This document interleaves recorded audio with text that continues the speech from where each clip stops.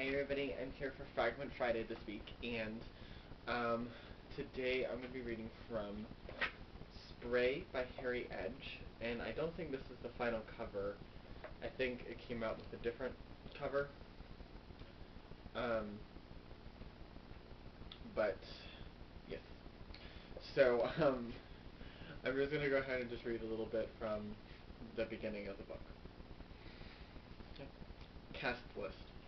Gamekeeper. Male. Age. Occupation.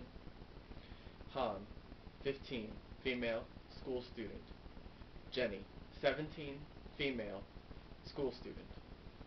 Mac, 17, male, burger bar worker. Maiko, 19, female, first year university student.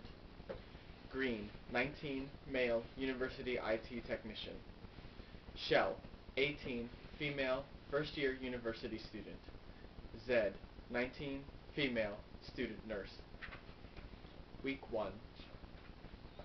Saturday, 11:14 p.m. Mac. Someone was after him already. The game didn't start until midnight tomorrow. There should be no immediate danger. Most likely the assassin planned to follow Mac to his rented apartment, where he would lay in wait. But that wasn't where Mac was heading. Mac stopped suddenly. No footsteps behind him. Was he mistaken? Mac got to the bus stop and put his hood up. It wasn't raining, but the air felt muggy enough for there to be a storm. The buses only ran for another hour. He wouldn't be able to get one back. If the prospect was promising enough, Mac would find a hiding place. He didn't have to be back at work until 2 on Monday. By then, he meant to be at least 2 targets down. The number 5 bus appeared at the far end of the street. Just then, the first drops of rain began to fall. First rain in weeks. It was warm, yet refreshing. As the bus came to a halt, a guy arrived from out of nowhere. Middle-aged, bald. He paid his fare and sat 3 seats back from Mac. Was he the assassin? Mostly it was young people who played the game, but there was no upper age limit. The rules only stated that you had to be over 15. The light on the bus flickered on and off. A faulty bulb, nothing more. Raindrops glistened on the window, backlit by street lamps.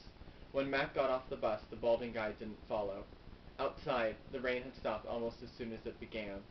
The evening had become even more humid, unseasonably sticky. Mac examined his laminate. A scruffy guy with thick glasses had given it to him in the waiting room of a derelict bus station. For no good reason, Mac had been expecting a guy as his first target. Instead, the guy had given him a grown woman, Jal, aged 24, worked in an elementary school, and lived in a shared house on the east side of the city. Her name wasn't her real name, any more than Mac's was. Many Spray players chose 3 or 4-letter names or silly nicknames as their player ID. Jal was pretty if the photo was anything to go by. Mac wondered what she did on Saturday nights. He checked his directory. Her house was around the next corner. It felt a little evil, arriving at a stranger's house after midnight, staking her out. What if someone called the police? The authorities knew about the game. They had tried to ban it, but there was no law against people using water pistols. To stop himself from being arrested, Mac only had to show his laminate.